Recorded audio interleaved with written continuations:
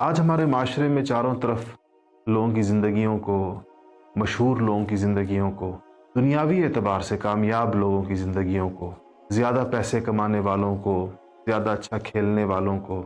اداکاری کے جوہر دکھانے والوں کو معاشرے میں اتنا آئیڈیلائز کیا جا رہا ہے، اتنا ان کے اس گلیمر کو اتنا بڑھا چڑھا کر پیش کیا جا رہا ہے، گلوریفائی کیا جا رہا ہے کہ نوجوان نسل کے اذہان پر اور ان کے قلوب پر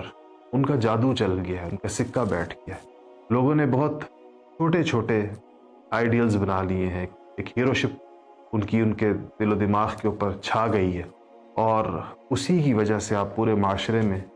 ان کے اثرات اور دیکھ رہے ہیں کہ ان کی طرح کا پہناوا، ان کی طرح کی گفتگو، ان کی طرح کے لباس، ان کی طرح کی شکل و شباہت یہ آپ کو چاروں طرف نظر آتی ہے۔ جب کوئی درست چیز پورے اہتمام، اخلاص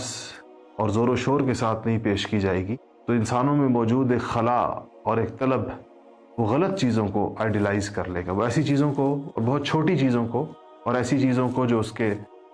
دین اور اس کے عقیدے سے متصادم ہوں گی وہ اس کو ایک نمونہ اور اسوہ بنا لے۔ اور آج ہم اپنے چاروں طرف اس کے مناظر اور مظاہر بہت زیادہ دیکھ رہے ہیں۔ بہت آسان سا سوال ہے، بہت ہی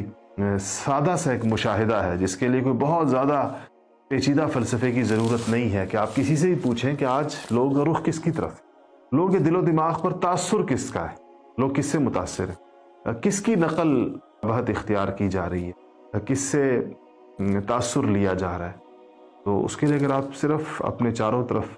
نگاہیں گھما کر دیکھیں تو آپ کو اس کا بہت واضح جواب ملے، چاہے آپ کہیں پر بھی رہتے ہیں۔